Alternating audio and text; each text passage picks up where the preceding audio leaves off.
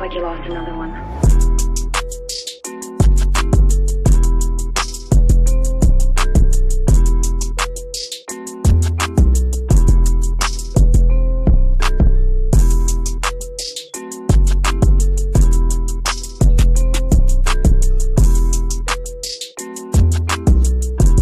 What's up, guys? Keyshawn Uchiha here, back at you with another new Ultimate Universe What If. Now, this is going to be an idea by a fan that I kind of wanted to do, but I kind of was not doing videos on a couple of days. Sorry about that, but this is going to be what if Majin Buu is we could say Inko. Let's say what if Majin Buu pretty much absorbed Inko, or pretty much become one with Inko while she was still pregnant with Deku. How would this outcome be? What would Deku be like? How would this happen?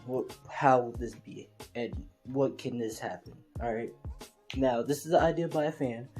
I forgot his name. Sorry about that, but he knows what he is, and shouts out to that fan. But I will put his name in the comments.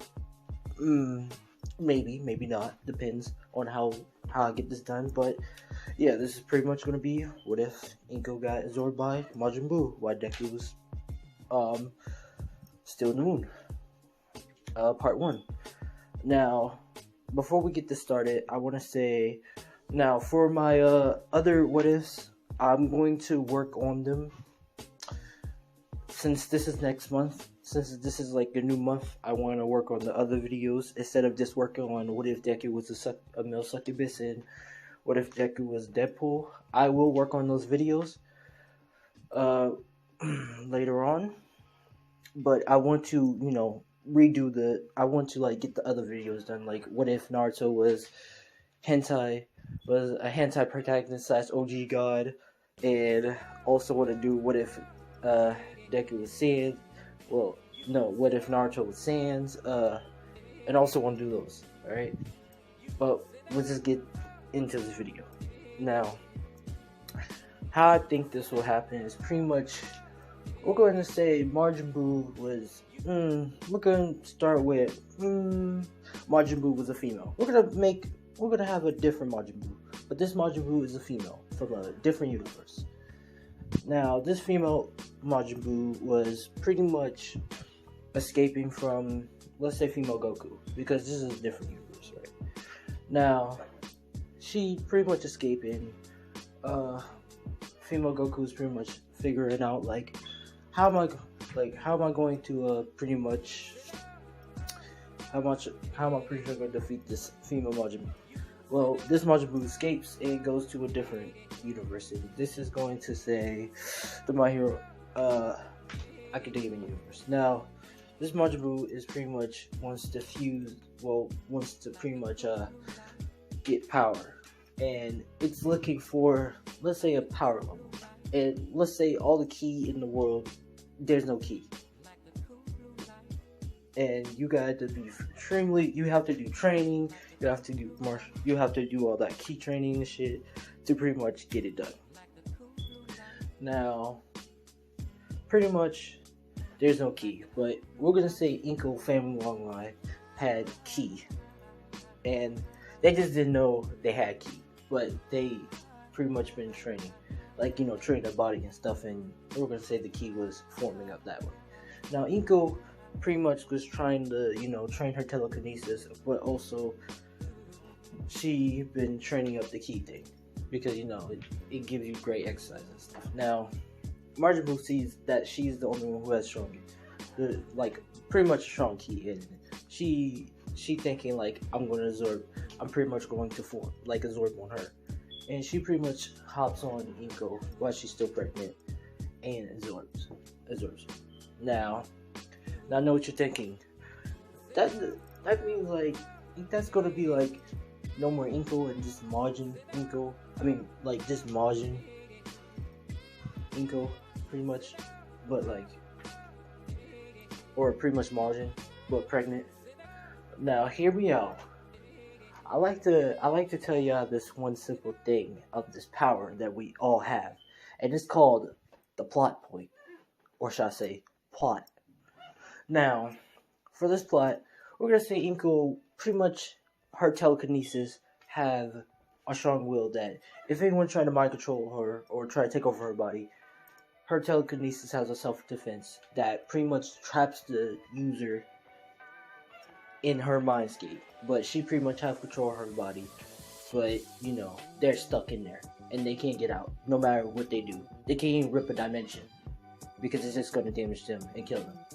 So we're going to say Majin Buu pretty much absorbs Inko in. And Majin Buu is pretty much Majin Inko. Now, Inko is pretty much trying to figure out what the hell just happened and why she looks all pink and stuff. And why she feels incredibly powerful. Now, we switch to Majin Buu, well, female Majin Buu perspective, and she's pretty much trying to figure out what the hell is happening. And she's pretty much talking like, Jabba Jabba saying, Jabba Dabba, and all that crap. And she's pretty much saying, what the hell just happened? Why can't I get out? And why am I not taking over this body? Now, Inko pretty much has Majin Buu powers and everything. And the baby is pretty much has the Majin Buu cells. So Deku will not be human, but you could say Majin.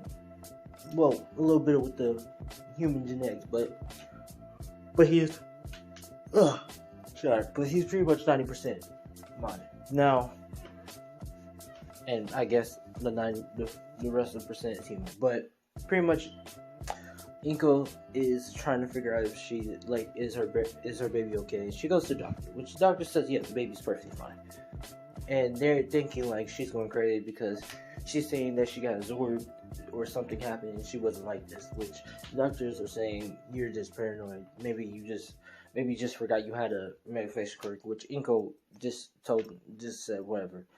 Now, Inko in her life realized that she can fly. She can also open dimensions to different universes, or you could say, because she accidentally ripped a hole to another universe, which we're gonna say the Naruto universe, and she was kind of wandering around, but she kind of figured her way back home, back to the My Hero Academia universe, and she's pretty much just going around and doing stuff. Now she realized she can turn things into candy, and she gets stronger by pretty much eating candy and stuff. Now she gives birth. She goes to the hospital and gives birth, and Deku is born. Now, how would Deku look like? Well, we're going to say this. Inko will still have green hair. She's not bald-headed. She has hair. Now, Deku will be born with green hair, but he will have, like, I would say antenna. No. Actually, yeah, he will have an antenna. Pretty much an antenna in the middle of his head. But he will have the hair. Now, Deku's pretty much born, and he pretty much is very powerful, and Inko can sense that her baby's strong, and she's smiling, happy that her baby's born. Now, Deku is pretty much born, but, kids think his quirk is a manifestation quirk because he doesn't have a nose. He doesn't have ears. He only has, the tube things, but pretty much he looks like this. And he doesn't wear a shirt.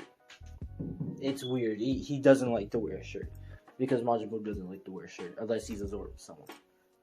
Then he wears this style of it. But pretty much Deku is born, and the teachers are pretty much let him wear a shirt. It's not hurting anyone or anything. As he grows, he becomes friends with Bakugo.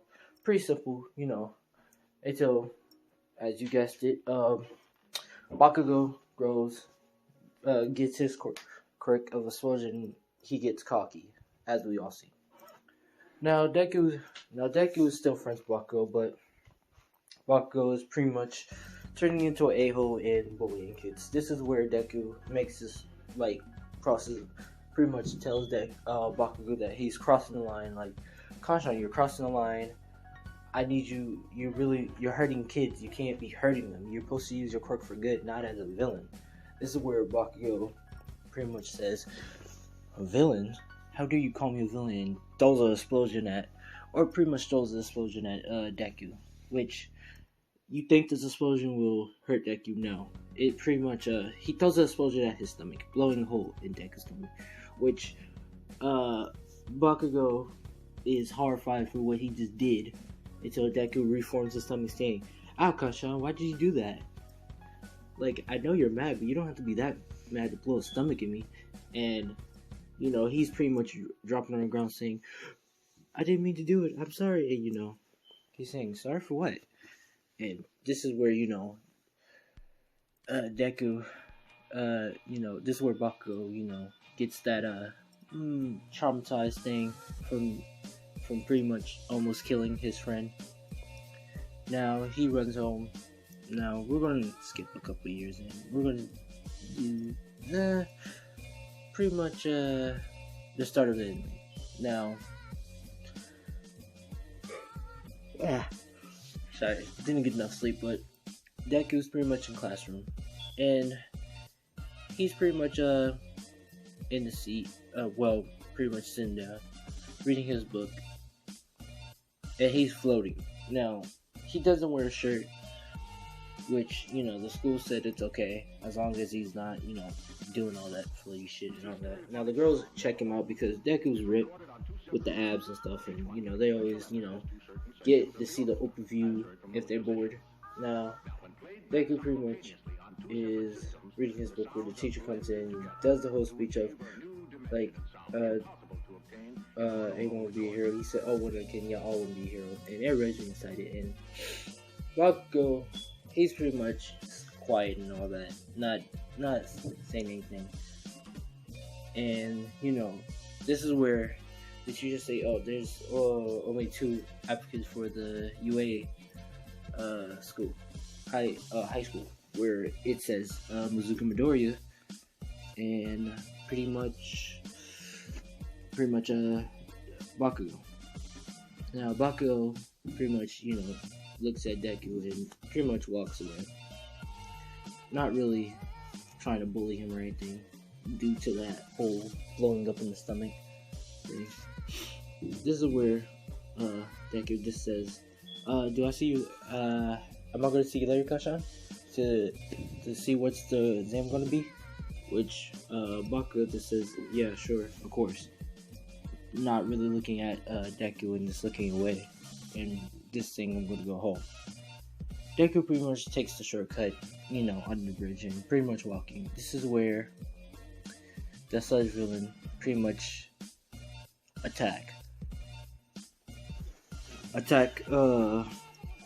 Deku. Now Deku pretty much dodges the sludge villain with his wiggling ways, and the sludge villain saying, "What the hell? How come I can't touch you?" And he's pretty much doing the whole boo wiggling the stomach. If y'all ever saw that the stomach wiggling, he's doing the la. And the sludge villain is getting freaked out, saying, "What the hell are you, kid?" This is where All Might comes in and does the sword smash, splitting the sludge villain, knocking him out. Pretty much, for a couple of seconds or minutes. You want to get technical. This is where Deku, looks at All Might and says, "Oh my God, All Might, it's you." And this is where All Might says, "Hello," and he's saying, "You look quite weird." And he says, "Wear your shirt." And he says, "Oh, I don't wear a shirt, but can I get your autograph?" Which, All Might is saying, "Yeah." He says, "Sure, kid." And, Deku's getting too excited, and this is where he actually shoots his thing, or you could say his goop thing, and he accidentally absorbs All Might. Now, they form in Deku, and they become All Deck. You could say All Deck. That's a funny name I made. I just made that. I just thought of that. But it's All Deck, and All Deck is pretty much saying, "Wow, this is powerful." He's like, "Oh no, I saw it. Oh my, I actually ate him. How am I supposed to?" And, he says, "I just killed the number 1 hero. What are the horror?" And, he has the whole All Might outfit, whole outfit, And, this is where he hears All Might saying, "Kid, what did you do?" And he's like saying, "Oh man, you're still alive? Oh, thank goodness. How do I get you going?" He says, "I was about to ask you that. How do I get out of here?" And, Deku is pretty much thinking oh, maybe if I think of something, maybe if I try to think of attaching or letting you go, maybe it will maybe you can come back. And this is where Deku, unthink, and he pretty much lets All Might out, and it just becomes Deku and All Might saying, "Wow, kid, I thought it would be a gunner there, and Deku says, "I am so sorry, All Might. I did not mean to do that. It was totally an accident. Like, I'm just learning about my things, like my quirk, you could say, and my abilities." Now, All Might saying it's all right, and he grabs a bottle and pretty much goes off. Yeah, goes off. But this is where Deku grabs All Might and pretty much lands with All Might, and All Might debuffs, and Deku says, like, "All Might, is that you?" Which All Might says, "Yeah, kid, this is me." Now, this is where Deku asks the question, can he be a hero with his, quirk and his ability? And All Might says yes in this, saying, "Yeah, you can become a hero with this quirk of yours. Like, yeah, it's gonna need a lot of training, but you can be the #1 hero. Hell, maybe a new, better #1 hero." Which Deku gets excited and start wiggling his stomach and freaking out, all that. Which All Might gets a little laugh at it, but All Might says, "I gotta go, kid." Pretty much start heading downstairs. Now this is where Deku, pretty much is floating and start about to fly home. And this is where he sees the sludge the sludge attacking Bakugo. And Bakugo is, trying his best to get the thing off him, and he's throwing a little explosions, not massive explosions, but trying to get him off him. And this is where Deku says, "Oh no, this is my fault.